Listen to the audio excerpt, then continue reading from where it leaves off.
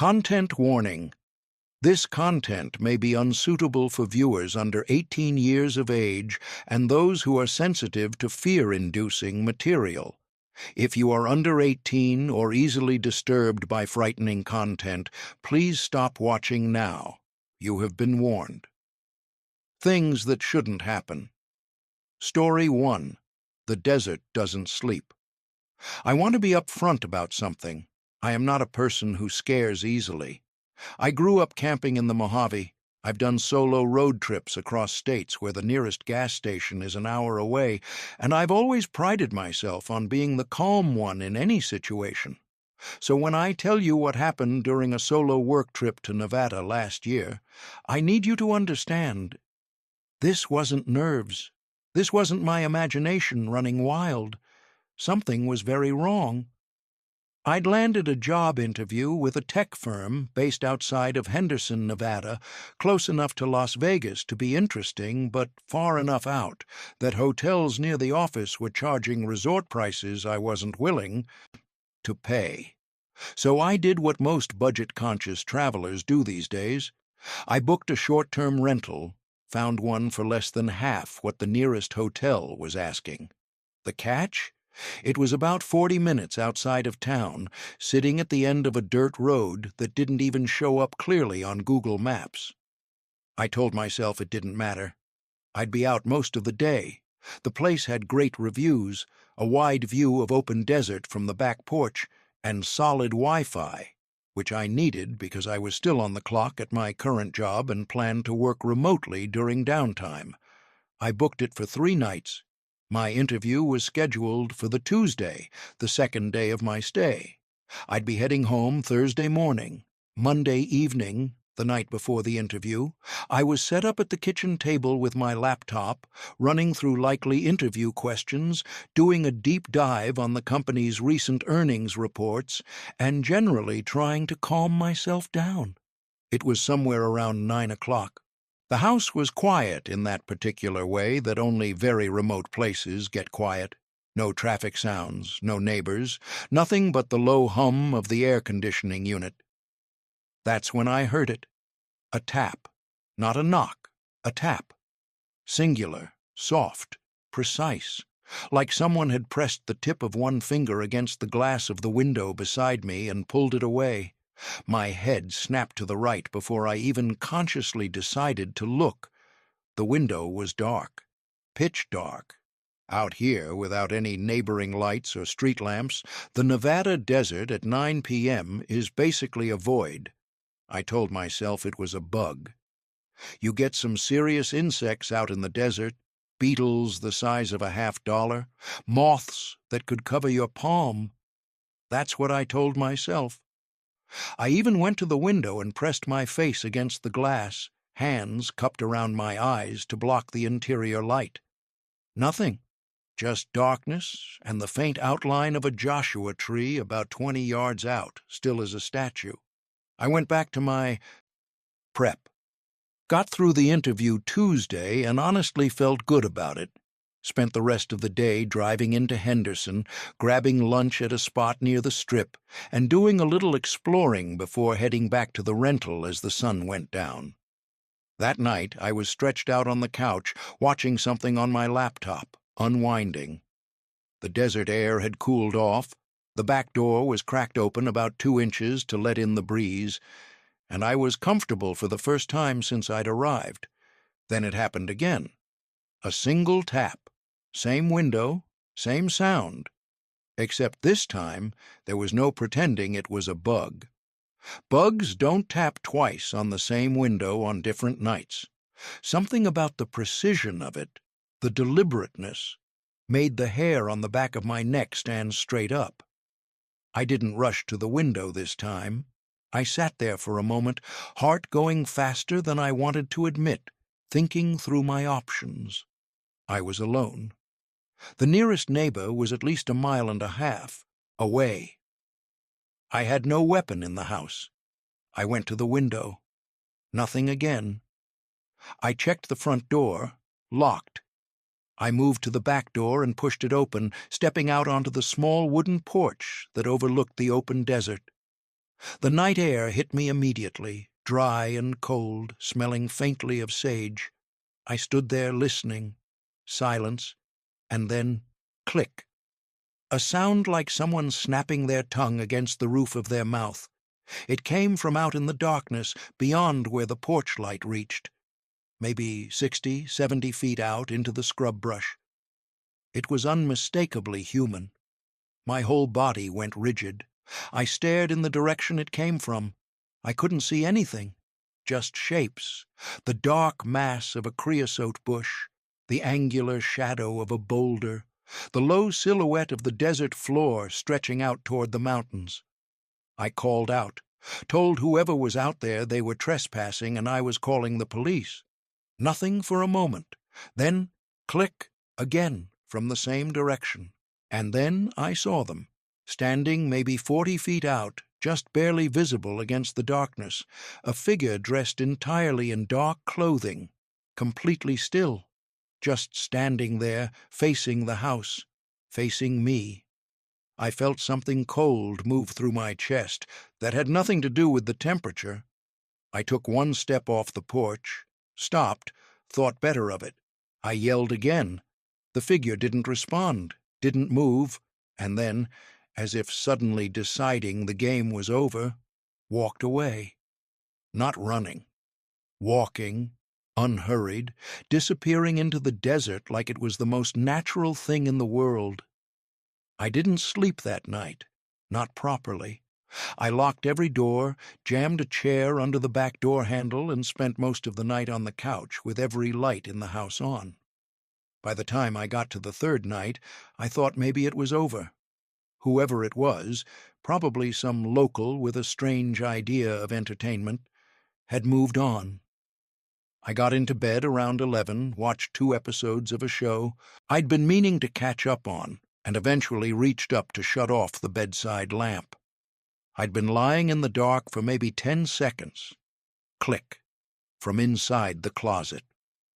The closet door was open about 2 inches, just enough to make out the thin strip of darkness on the other side. And the sound had come from directly behind it. I was off the bed and through the front door in under 5 seconds, still in my pajamas, barefoot on the gravel driveway. I got into my car, locked the doors, and called 911 with my hands shaking badly enough that I misdialed twice. The police came. We walked the house together. They found nothing, no signs of forced entry, no one hiding, but conclusively or not, I was done. I drove to a hotel in Henderson at midnight, paid full price without complaining, and slept with the deadbolt on and the chain across the door. I reported everything to the rental platform and the host, got a partial refund after a week of back and forth. The platform was polite, but non-committal. Whether it was the host themselves, someone with a key, someone who knew the layout, or a stranger who had learned how to access that remote little house, I genuinely cannot say. What I can say is this: whoever it was, they were practiced at it, and that, more than anything else, is what still keeps me up some nights. Story 2. Who's Afraid? My wife Dana and I bought our house 11 months ago. We'd been together for 8 years, married for just under 2, and we'd finally scraped together enough for a down payment on a place of our own in a quiet town in South Carolina, a small inland community about 45 minutes from Columbia. I'm not going to get more specific than that. What happened was recent enough that I'm still cautious about details. The house sits on a generous lot. Big front yard, bigger backyard, and behind the backyard, maybe 60 feet from our rear fence line, the beginning of a stretch of woods that runs for what the realtor described as several acres. When Dana and I first saw the property, she absolutely lit up at those woods. She's an outdoor person, trail runner, amateur birder, the kind of person who gets genuinely excited about the idea of deer wandering into the backyard. We'd been talking about adopting a dog, maybe starting a family in the next couple of years, and the space felt right. Private, green, calm. I work a 9 to 5 and get home most evenings by 5:30. Dana's schedule runs slightly later, and she's usually walking through the door around 6:15. The first 2 nights in the new house were exactly what we'd hoped for. We unpacked boxes, ordered takeout, argued mildly about where the couch should go. Normal newlywed homeowner stuff. It was the third night that changed everything. We'd turned the bedroom lights off maybe 20 minutes earlier. I was drifting toward sleep, and Dana had already gone quiet beside me when it started. Music, coming from outside, from the backyard. Not faintly, not barely audible, but blasting. Clear and loud enough that it cut right through the closed windows and the quiet hum of the ceiling fan. And the music itself. God. That's the part that still turns my stomach. It wasn't party music, wasn't someone's playlist leaking over from a neighboring yard. It was old, scratchy sounding like it was being broadcast from a damaged record player. A vintage quality to it that didn't belong to any decade I've lived in. Dana and I both sat straight up at the same time, staring at each other in the dark. I opened the window on my side of the bed, and the sound flooded in, sharp and clear. It was a song from the 1940s. I looked it up the next day. Who's Afraid of the Big Bad Wolf, recorded by a British band leader. It's technically a cheerful song written for children, but at 11:30 at night, coming out of the woods behind your house on your third night in a new home, it was the most deeply unsettling thing I have ever heard. I ran downstairs, found the light switches by the back door, and flooded the yard with light. Nobody in the yard. I stepped outside and realized the music wasn't coming from the yard at all. It was coming from inside the tree line. Someone was back there, in those woods, playing that song. I stood in the grass for 2 full minutes while it finished. Then silence. I went back inside and told Dana it was probably local kids welcoming the new neighbors with a stupid prank. Even as I said it, I knew how unconvincing it sounded. Night 4, lights off, maybe 15 minutes of quiet. Then music again, louder this time and a different song. If you know the song Tiptoe Through the Tulips, you know that in any normal context it's a perfectly strange but harmless piece of pop history. Coming from the woods behind your house at midnight, it is absolutely deeply wrong. Dana and I looked at each other, and this time neither of us reached for any kind of innocent explanation. Then Dana said she could see something in the yard. I looked out the window. She was right. There was an object sitting in the grass, maybe 30 feet from the house. Not a person. Something small, low to the ground. I told Dana I was going out. She wanted to call the police immediately, and I told her to give me 60 seconds. I had this thing in my head. Some stubborn version of myself that needed to make a statement, needed to establish that we weren't going to be frightened out of our own backyard by whatever this was. I went out there. The music was blaring from the grass. The object was an old portable radio, the kind you'd find at an estate sale, housing cracked and yellowed, but clearly still functional. I turned it off, held it up toward Dana at the window, and that's when she started screaming my name. "Run, run, get inside, run!" I spun around. 3 figures, standing at the edge of the woods, evenly spaced apart, maybe 6 feet between each of them, motionless, just standing there in the dark, facing me, not advancing, not threatening, just watching. I said a word I won't repeat here, ran for the back door, and got inside. Dana was upstairs already, crying. I called 911. The officers arrived within 12 minutes. Felt like 12 hours. They walked the tree line with flashlights, recovered the radio as potential evidence. I'd only touched the handle, told them that directly, and spent some time at the edge of the woods. Whatever those figures were doing, they were gone by the time the police checked. The police left. We turned off the lights, and for the first time since we'd moved in, the night stayed quiet. They never came back, at least not as of when I'm writing this. But I sleep lighter now, and I never open the bedroom windows at night anymore. Story 3. Lena knew I've worked as a registered nurse for going on 6 years now.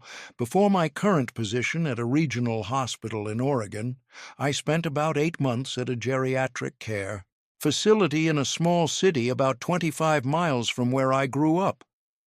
I had experience with elderly patients before arriving there. It wasn't new territory, but I was only 2 weeks into this particular job when the thing I'm about to describe happened. And it's the reason I put in my notice before the month was out. It was the night shift. I was running on very little sleep, the kind of exhaustion where your thoughts start to move at half speed and the fluorescent lights of a hospital corridor feel somehow both too bright and too flat at the same time. I'd been assigned to the memory care ward. If you've never spent time in a memory care unit, let me try to explain what it's like. There's a particular quality to the silence between interactions, a stillness that isn't quite peaceful. The patients exist in many ways, in their own private worlds, some of them vivid and real and terrifying to them, in ways that the people around them can only partially understand. I was the youngest person working that floor by probably 15 years. I've been told the patients responded well to me, that having someone younger and present seemed to pull them back into the moment. I believed that, and I tried to take it seriously. That night I had a number of patients to check on, but one in particular required more attention than the others. Her name was Ruth. First night I'd been assigned to her. She was in her late 70s, sharp in moments and completely elsewhere in others, and from the time I started my shift at 9 p.m., she was agitated. Every time I entered her room, she grabbed my hand and told me about the voices she could hear and about the man she kept seeing, the man dressed in black, standing in the corner of her room. Her roommate had already asked for her privacy curtain to be drawn before my shift started, which told me Ruth's nighttime distress was something the ward had dealt with before. I did everything you're supposed to do. I held her hand. I told her she was safe, that I was just down the hall, that she wasn't alone. I sat with her until she calmed down, until her eyes stopped scanning the corners of the room and her breathing steadied. She fell asleep eventually. I stood in the doorway for an extra minute just watching her chest rise and fall before I moved on. The rest of the ward quieted down by 11. I was in the supply room around 1 a.m., a small room, no windows, door kept shut to avoid disturbing sleeping patients. I was restocking my cart. The room was completely silent. And then, a sound behind me. I turned, saw nothing, turned back, and then I felt, I need to be precise here because I want you to understand that I am a rational person with a scientific background, and I am not prone to this kind of statement. I felt a hand on my shoulder. Large, firm, deliberate, the grip of an adult hand. I screamed and spun around, and there was absolutely nothing there. No one in the room. No one in the doorway. I stepped into the hallway for a moment to steady myself. Empty corridor. The ward was quiet. I went back and finished my restocking, telling myself it was fatigue, telling myself the human body does strange things when pushed past a certain threshold of exhaustion. I turned to face the door with my full cart, took one step forward, and my heart stopped. There was a man outside the door, standing at the small rectangular window in the door, looking in at me, dressed entirely in black, smiling. My scream woke the entire ward. By the time my colleagues reached me, the man was gone. We searched every room on the floor. No one. One of the other nurses found me on the floor of the supply room, completely hysterical. She asked what happened. I told her. She told me there was no one there. The ward was locked. Nobody had come in. My screams had woken Ruth. When I went to check on her, still shaking, still not fully in my body, she was sitting up in bed, eyes wide, talking about the voices again. The screaming had started them up again, she told me. I asked her, trying to keep my voice level, what the man in black looked like, whether he was smiling. Her expression changed. She looked at me with more clarity and more focus than I had seen from her at any point in the night. Her eyebrows pulled together. She asked me, quietly, in a voice that cut straight through me, "How did you know?" She started screaming. The other nurses came running. I was reassigned to a different floor for the rest of the shift. I went home early. I texted the head nurse the next day to say my following shift would be my last. I've been healthy my whole life. No diagnoses, no history of hallucinations. I know what sleep deprivation does to the mind. I've studied it. But what happened in that supply room, the hand on my shoulder, the smiling face behind the glass, and an elderly woman with severe dementia who somehow described what I saw before I told her a single detail, I don't have a clinical explanation for that. I'm not sure I want one. Alone in the Dark story. 4. The voice that didn't get closer. I drive home from work late at night. Always have. It comes with the job. I work a closing shift at a distribution center outside of a small city in Iowa, and by the time I'm in my car heading home, it's usually just past midnight. The roads around here empty out fast. Fields and tree lines on both sides, the occasional farmhouse set far back from the road, maybe one other set of headlights every 10 minutes or so. I know the route by memory at this point. I know every curve, every dip, every place where the road narrows under a canopy of oaks. It was a Wednesday night in late July, warm, almost humid for Iowa, maybe 72 degrees at midnight. I had my windows down and the radio going low. I was on a stretch I always think of as the long quiet, a mile and a half between two crossroads where there's nothing on either side but a cornfield on the left and a tree line on the right. I was doing 50. I heard the scream before I understood what it was. A woman's voice, loud enough to cut over my radio, loud enough that I felt it in my chest before I processed it with my brain.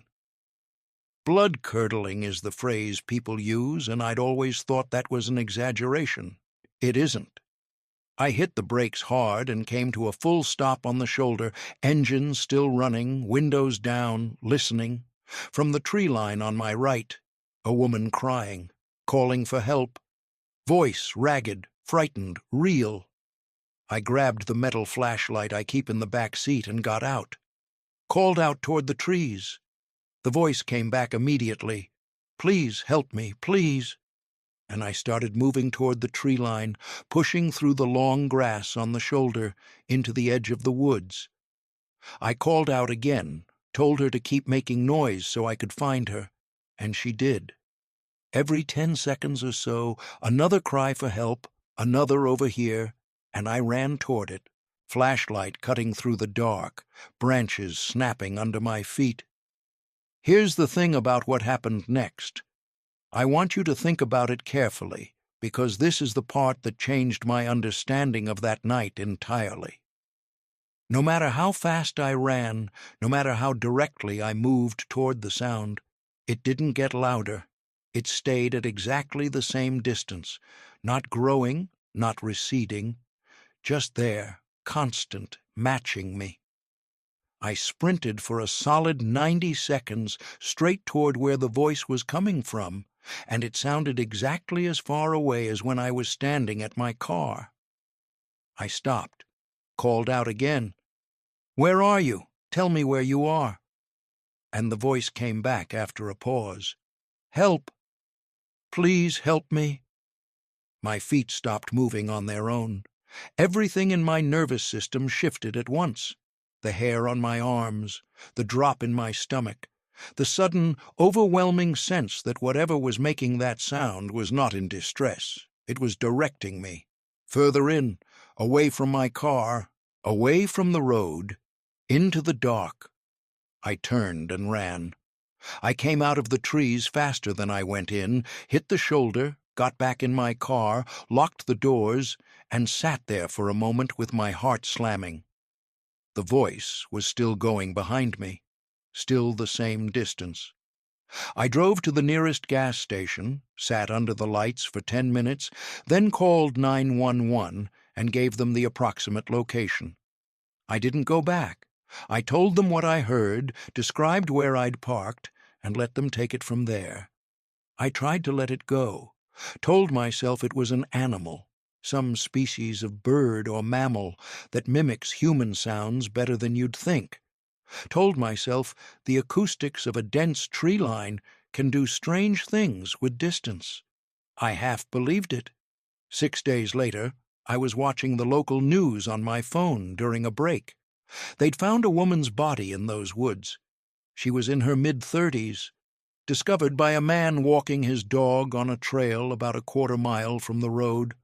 The report said there were no obvious signs of how she died. I sat with that for a long time. I still sit with it. I don't know if the voice I heard was hers. I genuinely don't know. The woods out there cover a significant area, and it may be a coincidence that defies comfortable explanation. Or it may not be a coincidence at all. What I know is that I heard something that pulled me in, and something told me to stop. And I listened to that something, and I am grateful every single day that I did. Story 5. The Footprints. This was before my girlfriend Mia and I made things official. We weren't quite there yet, though looking back, a weekend trip to her family's mountain cabin in Vermont will do a lot for the "are we dating or not" conversation. It was our maybe 9th or 10th time hanging out. We both snowboarded, and her family owned a small cabin property not far from Stowe Mountain Resort.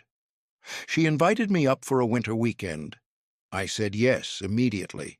It was a 5-hour drive from where I was living, at the time, in upstate New York.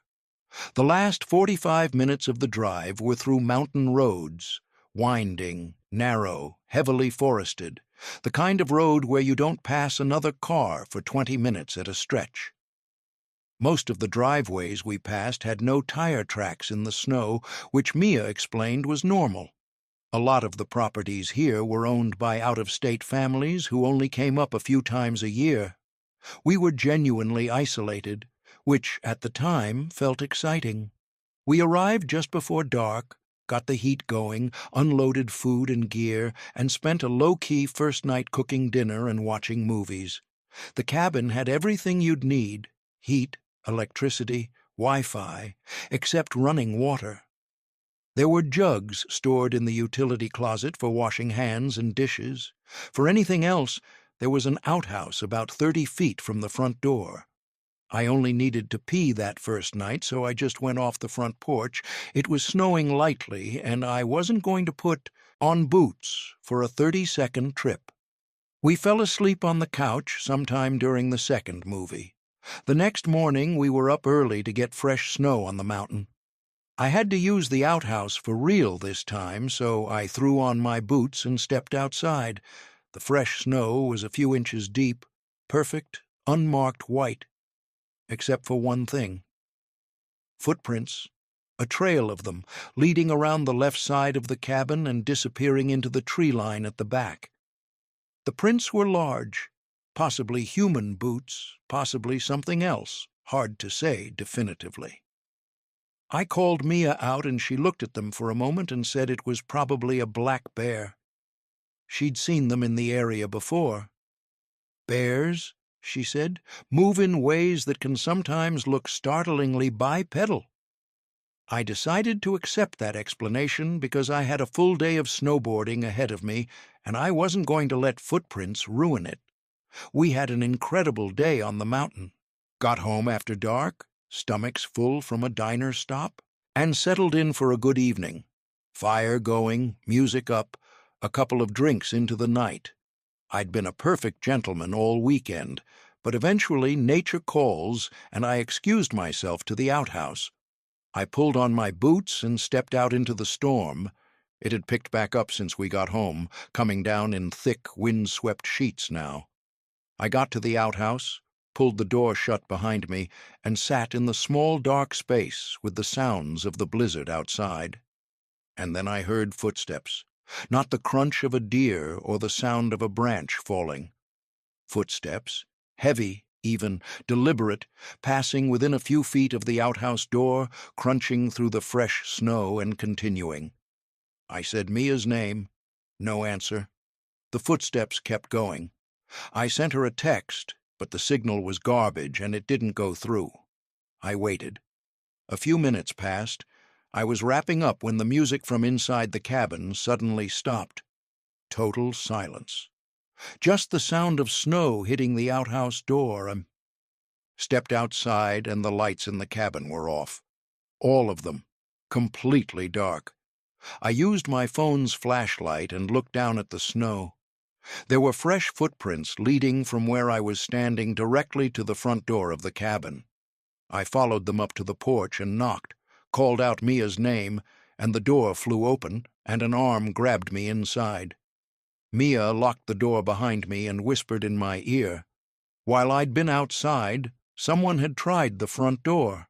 She'd locked it the moment I went out. She had a bad feeling, she said, just one of those instincts. When the handle moved and she looked through the side window, she saw it wasn't me. She cut the power at the breaker box in the kitchen and hid in the corner of the living room in the dark and watched a stranger walk slowly past the living room window. Looking in, moving like someone who was looking for something. I had been outside alone in a snowstorm with this person 2 minutes before. Mia's family kept a small locked cellar beneath the cabin with a few firearms inside. We navigated to it in the dark. I climbed down and came back up with a loaded shotgun, and we sat together on the couch in complete darkness for what felt like a very long time. The footsteps came back once. I went to the front door, opened it, fired 3 rounds into the air, and yelled into the dark. The sound echoed off the mountain and rolled away into nothing. The footsteps were gone. We left the next morning, as soon as it was light enough to feel safe moving. Mia called her father, who told us to just get out of there. There was nothing of great value in the cabin, and it wasn't worth the risk of staying. We did exactly that. We were officially a couple by the time we got back to New York. Traumatic shared experiences will do that. And yes, we did eventually get our full day of snowboarding in, which, given the night that followed, feels like the least important detail of the whole weekend. Story 6. The Man in the Cornfield. My name is Tyler. I'm 26. I grew up on my family's farm in central Kansas, and for the last few years I've been helping manage the property while I figure out what I actually want to do with my life. It's a small operation, not commercial, just a family farm, maybe 65 acres, including the corn and the back pasture. My parents have been talking about turning it over to me eventually. I'm the oldest and the only son. I love my parents, but I don't want to be a farmer for the rest of my life, and especially not after last July. My parents were out of town for a week, a trip they'd been planning for a while, something just for the 2 of them. That left my 2 sisters, Kayla and Brooke, and me running things. It's not a difficult property to maintain short-term. Feed the animals, check the irrigation, don't let anything burn. We'd done it before. The first few nights were completely normal. I should also explain, out here, completely normal includes a lot of things that would unsettle people who didn't grow up with it. Strange sounds at night, animals in the dark, the particular way wind moves through a corn crop, a dry, shuffling sound that can, at the right time of night, in the right state of mind, sound like something moving through the rows. This wasn't the wind. It was late. Kayla was in her room doing coursework online, and Brooke and I were in the living room watching TV when the dogs started going absolutely berserk. We have 2 dogs that stay outside, and when they go off like that, you pay attention. I went out to check, and both of them were facing the cornfield, barking hard, every muscle in their bodies pointed in one direction. I told them to quiet down. They stopped. I stood there in the dark between the house and the field and listened. Whistling, coming from inside the corn, clear, melodic, human, not an animal sound, not the field sound. Someone inside my family's cornfield in the middle of the night, whistling. I went inside and got one of the guns. Kayla and Brooke both came out of their rooms when they heard me, and I told them what was going on. They both, loudly and correctly, told me that running into a dark cornfield alone after an unknown intruder was a catastrophically bad idea. I stood there holding the gun and realized they were absolutely right, so instead I went back out to the yard, fired one shot into the air, and shouted for whoever was out there to get off our land. Went back inside. The 3 of us kind of laughed at the absurdity of it for a moment. The dogs started up again. Worse this time.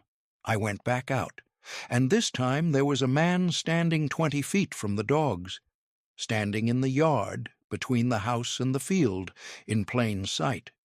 He looked at me. I yelled. He turned and ran into the corn. I fired another shot into the air and stopped at the edge of the field. I was not going in there. I brought the dogs inside, called my dad on speakerphone, and he told me what I already knew. Be the man of the house. Fire another warning shot if it comes to that. Keep your sisters safe. We each went to our rooms. I left the window cracked. The air was thick and hot, and I wanted to hear anything moving outside. I was lying in bed, not really watching the show I'd put on, when I heard whistling again, right outside my window. I crossed to the window and looked out, and there was a man in my yard, walking slowly, hands at his sides, whistling like he didn't have a care in the world. He stopped walking, and then, without looking up, without any visible reason to, he turned his head and looked directly at my window. I grabbed the gun off the bed, aimed out the window, and fired at the ground 3 feet to his left, deliberately missing. He ran. I heard him go around the front of the house, and then nothing. He didn't come back. We still don't know who it was or what he wanted. Thrill-seeker, trespasser, someone local who thought it would be funny to terrorize some farm kids while the parents were gone. Maybe something worse. My sisters and I have never fully agreed on how to interpret that night. What I know is that he was willing to come back twice, that he stood under my window and whistled, that the only thing that stopped him was the understanding that someone inside that house was willing to shoot. Night Shift. Story 7. The Back Room. I worked the night restock shift at a grocery store in a small rural town in Texas for about 2 years. The store was the biggest in a 30-mile radius, the kind of place where people drove from 3 towns over to do their weekly shopping. My shift ran from 10 p.m. to 3 a.m., sometimes later depending on the delivery schedule. I had keys to the building, knew the layout like the back of my hand, and typically worked with one other person. My regular partner was either Marcus or Alfonso. On the night this happened, it was supposed to be Marcus. I arrived a little after 10, let myself in through the loading dock entrance, and started pulling pallets out to the floor. I began with the bread and grain aisle like always, rotation work, pulling old stock forward, loading fresh product from the back. Standard stuff. Took me maybe 45 minutes before I realized I hadn't seen Marcus at all since I arrived. I went back to the break room to check. His jacket wasn't there. I'd propped the loading dock door open with a rubber stopper so he could let himself in when he showed up. I went back to work. Another 30 minutes. Still no Marcus. I went to check the dock and found the stopper was gone, kicked outside, I assumed, which I thought was strange. The stopper had been wedged under the door tightly. It doesn't just slide free. I picked up my phone and called Marcus. He answered on the third ring. He was at home. He'd texted our manager about being sick, but apparently the message didn't forward to me. He hadn't been in the store. Nobody had moved that stopper but me. I stood in the loading dock area for a moment, processing this. Then I did a walk of the back room, quickly, probably less thoroughly than I should have, saw nothing, and went back to work. Told myself it came loose on its own. Kept telling myself that for the next 20 minutes while I finished the bread aisle, feeling an unshakable sense that I was being watched. Then a sound came from across the store, something falling or being knocked over, a sharp impact echo that rolled through the empty aisles and faded out. The store was completely silent again immediately after. I got up and walked to the center aisle that runs perpendicular to all the others, the main artery of the store floor. I stood there and looked both directions. At the far end of the store, past the refrigerated section, a figure walked slowly through my sightline. Man, dark clothes. Didn't look at me, kept walking. I told myself it was someone covering for Marcus who hadn't been introduced to me. I walked fast down the center aisle, calling "excuse me" loudly, turned the corner toward the refrigerated section and stopped. He was at the end of one of the side aisles, facing me, waiting. The moment I looked at him, he walked away in the direction I'd just come from. I called out again, ran down the aisle to the front of the store, scanned left and right. He was all the way at the other end, near the bread aisle where I'd been working, half his body visible around the corner of the shelf. His mouth was open. He was waving me toward him with one hand, but not making any sound. I said, "Who are you?" He stepped behind the shelf and was gone. I went outside and called my manager from the parking lot. My manager told me to physically remove him if I could, or call the police. I called the police. When the officer arrived and we entered together, we found him, within 5 minutes, standing in the cereal aisle, playing his same game, waiting. When the officer told him to come forward, he actually complied. He was put in handcuffs and walked past me toward the exit. He wouldn't stop looking at me, the whole time, smiling, running his tongue along his lips, enormous bags under his eyes. He told the officer he was looking for a snack. He smiled at me the whole way out the door like he was telling me something, like we had a private understanding. I finished the night. I never propped a door open again, not once in the rest of my time at that store. Story 8. The Church at the Top of the Hill. 8 years ago, I was 19 years old and living in central New Jersey, and I did something I regret. Not because of what happened, though what happened was bad enough, but because I should have known better, and I went ahead anyway. A friend of mine named Cole had a Ouija board in his closet that had been there since his older sister left for college. Our mutual friend Derek had been the one to suggest using it. Derek was a thrill-seeker in the way that only 19-year-olds can be, always looking for the next edge to stand near. Cole and I went along because we were 19 and bored, and because about a mile from our neighborhood at the top of a long wooded hill on a road that had been closed to traffic for years, there was an abandoned church. Everyone in town knew about it. It had been empty for more than a decade. The windows had been broken a long time ago, the exterior was tagged with graffiti, and the front door had been broken into so many times that it just hung slightly open now, scraping the floor when you tried to push it wider. I'd driven past it 100 times. I'd never gone inside. We drove up and parked at the bottom of the hill. The closed road didn't allow for vehicles, and walked up in the dark with one flashlight between us, so as not to attract attention. At the top, the church sat in a small clearing, surrounded by woods on all sides, with a gravel parking lot alongside it that hadn't seen tires in years. We switched on our individual flashlights once we were at the top and went inside. Cole had brought candles, 3 of them. He set them in a triangle around the board and lit them, and we turned off our flashlights. The space the candlelight held was small, maybe 6 feet in every direction, before the dark swallowed it again. The rest of the church was invisible. The pews, the altar at the far end, the high ceiling, all consumed by darkness. We sat on the floor around the board. Derek did most of the talking. He started with the expected opener, "Is anybody here?" And the planchette began to move almost immediately, which made Cole and me laugh. I knew one of them was doing it. That's just how these things go. We let it continue. It spelled out a few words. That's when we heard the crack. It came from the altar end of the church. The dark end. The end. We couldn't see. A sound like something large and wooden splitting under pressure. Not a creak, not a settle, a crack, deliberate and sharp. All 3 of us jumped and pointed our flashlights toward the altar.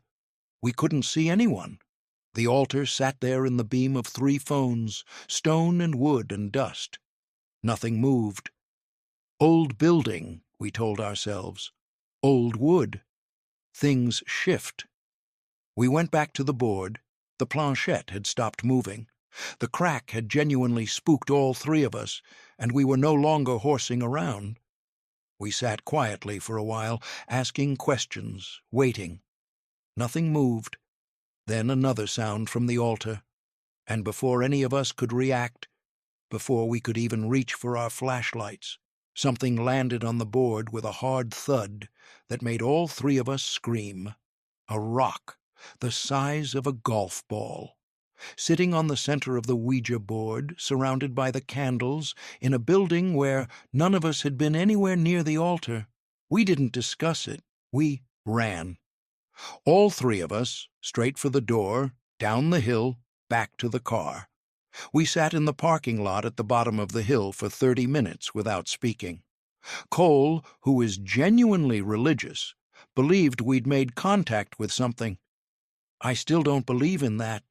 I believe someone else was in that church with us, hiding in the dark at the altar end, watching us, throwing that rock. I find that possibility equally terrifying. Cole went back the next day with Derek to retrieve the board. It was gone. The candles were still there, exactly where we'd placed them, in their triangle formation, but the board had vanished. That remains the single most frightening experience of my life. I was 19 years old, I had every reason to be dismissive and skeptical, and I have never, not once in the 8 years since, gone back anywhere near that road. Story 9. I did something really bad. After my second year of college, I needed money badly enough to take a night shift at a gas station off a county highway in rural Tennessee. It wasn't glamorous. Midnight to 6 a.m., 4 nights a week, mostly alone. You learn the rhythms of the people who come in that late. Truckers on long hauls, nurses getting off shift, teenagers who shouldn't be out. And then the regulars, the people who have nowhere better to be at 2 in the morning. Ray was one of those regulars. He started coming in around 6 weeks into my time there. Always around 2 a.m. Tall guy, maybe 6'1", long dark hair that he wore loose. Every visit was the same. Tall boy from the cooler, cash on the counter, out the door. After about a week of this, I noticed he never bought gas. Just the beer. And he always walked away from the station on foot, never got in a car. One night I watched him go and realized he probably lived somewhere nearby and walked here specifically to drink, which told me something about the shape of his life that I didn't want to think about too hard. He started talking, eventually. Told me his name was Ray, told me he used to work in manufacturing and the company had folded and he'd been in a rough stretch since. He wasn't hostile. If anything, he seemed to genuinely like me in a sad way. "You seem like you've got your head on straight, kid." That kind of thing. He'd lean on the counter for a while, drink his beer, and leave. I felt mild concern for him, not fear. He was clearly struggling, but he wasn't threatening. That changed on a Wednesday night in November. It had been raining heavily for hours. The highway was quiet. Storms keep people off the road, and business drops sharply on bad weather nights.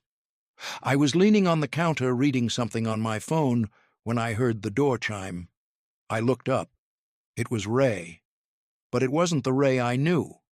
He was soaked completely through.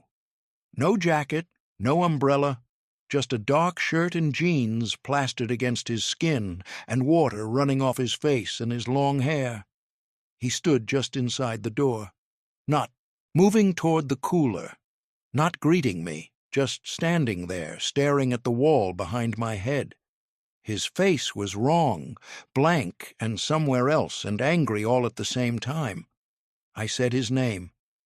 He didn't turn his head. He said, "I did something really bad." I asked him what happened. He looked at me then, turned his head and looked at me with those wet, hollow eyes, and said, "I need somewhere to hide." Then he walked past the counter, past me, down the back hallway toward the restrooms. I heard one of the doors open and close. He didn't come back out. I gave it 10 minutes, 15. The lights in the station went out. The breaker sometimes trips during heavy rain, and I was used to it. But being alone in a dark building during a storm with Ray hiding in the back bathroom was a different experience than the usual breaker reset. I grabbed the emergency flashlight from under the counter and made my way toward the back. The hallway was quiet. Both restroom doors were ajar. Both rooms empty. Ray was not in either of them. I turned toward the storage room door, pushed it open. I stood in the entrance and said his name into the dark in a voice so thin I barely recognized it as my own. I heard wet shoes moving on the concrete floor to my left. I pointed the flashlight. Ray was in the corner, eyes wide open, wild. He came at me screaming that he was going to kill me, clawing at my back before I could get my arms up. I shoved him hard enough to get free, ran back through the hall to the front of the store, grabbed my keys and jacket, and went straight to my car in the rain. Locked the doors, called 911, sat there in the parking lot watching the entrance until the police arrived. They found Ray in the storage room, crouched in the corner like an animal. His pupils, one of the officers told me later, were enormous. He was taken to the station. A month and a half later, I learned his real name, and I learned what he'd done earlier that night before he walked into my gas station soaking wet with nowhere to go. He had beaten his wife to death. I don't work night shifts anymore. I don't think I ever will again. Story 10. The Piano in the Dark. When I was 19, I worked delivery for a local pizza shop to cover gas and basics while I finished community college. The job was repetitive and usually uneventful. Most nights it was apartment complexes, subdivisions, the occasional house on a quiet street. Tips were modest. The whole thing was anonymous and low stakes, and I liked that about it. This particular order came in on a Tuesday night in late October. Just a chicken parm and a side. Small order. The address was on a dead-end street I hadn't been to before, about 3 miles from the shop. When I turned onto it, I immediately noticed the character of the block was different from the surrounding neighborhood. More rural, more spaced out. There was a lot with an RV parked in the grass, a couple of old farmhouse-style properties, some acreage between houses. At the end of the block I found the address. Small house, big property. The lot next to it was clearly vacant, overgrown, the grass high enough to suggest nobody had been there in a long time. It was just past 6 p.m. and getting dark, which is the time most people start putting lights on inside their homes. Every window in this house was dark, and the front door was open. Not wide open, cracked, maybe 6 inches. I walked up to the front step and knocked, rang the bell. The bell didn't work. I stood there in the growing dark, and that's when I heard it. Piano music coming from somewhere inside the house, muffled by walls like it was 2 or 3 rooms away, but clear enough that I could tell it was someone actually playing. Not a recording. The rhythm was slightly uneven, slightly hesitant, the way someone plays when they're alone. I didn't feel right just walking in, so I went around the side of the house toward the back. The backyard was a disaster. Things scattered everywhere, broken equipment in the grass, what looked like a section of old chain-link fence just lying on its side in the middle of the yard. I knocked on the back door hard, looked through the glass and saw a messy storage room, but no movement. I went back to the front, called the shop, confirmed the address was correct. Then I pushed the front door open and called out. The piano stopped. A voice from deeper in the house said, "Over here." Then the piano started again, the same repetitive, looping phrase, over and over, like something on a timer. The house was completely dark inside, no lights. I stood in the entryway and let my eyes adjust and called out that I was at the front door. The music stopped. "Silence." I said "sir" again. A voice came back. Different room, walls between us, saying I have trouble walking. "Could you bring it through the living room? I'm in the dining room." Something felt wrong, not in an obvious way, just a wrongness, the kind you can't quite name, but that your body recognizes before your brain does. I stood there in that dark entryway, holding a bag of food, listening to a house that felt completely off, and I thought about my options. Then I did something I'm glad I did. Instead of walking straight into the dining room, I moved to the edge of the doorway and looked around the frame with just one eye. The piano bench was empty. No one at the keyboard, no one else visible in the room. I backed out of the house slowly, closed the door behind me, got in my car, and drove back to the shop. My manager listened to everything I said without interrupting, and then told me to forget the delivery. The customer never called back to ask where their food was. That night, after my shift, I looked up the address. The house had been foreclosed on 7 months earlier. According to the county records, it had been vacant since then. Someone had been in that house. Someone who knew the delivery was coming, who had set up a scenario designed to get me to walk into that dark dining room alone. I don't know what was waiting for me in there. I don't want to know. What I do know is that a moment of caution, one split-second decision to look before I walked, is the reason I'm here to write this down.